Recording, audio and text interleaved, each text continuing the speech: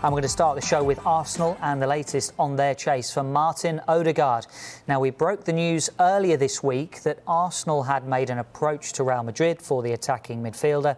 The player has fallen out of favour at Madrid since his loan spell at Real Sociedad was cut short. Mark, what do we know about this one?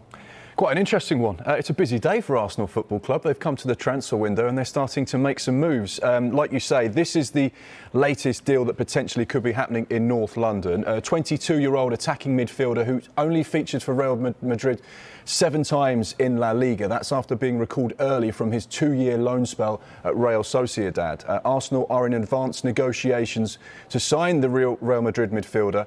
It follows productive talks between both Arsenal and Real Madrid and the Norway international over the course of the last 24 hours. Negotiations are progressing well, but there is still some work to be done to finalise this move. It's thought that Real Madrid's preference was a club outside of La Liga, which almost immediately rules out a return back to Sociedad.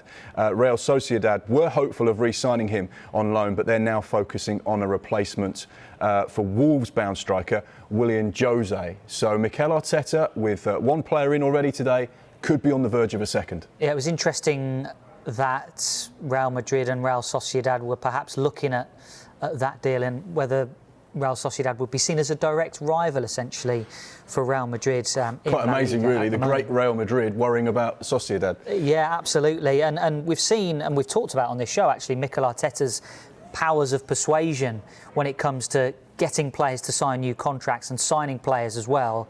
How positive is this news for Arsenal, because they've had competition, as we've mentioned? Yeah, absolutely. I mean, we know they were looking for a creative midfielder as well.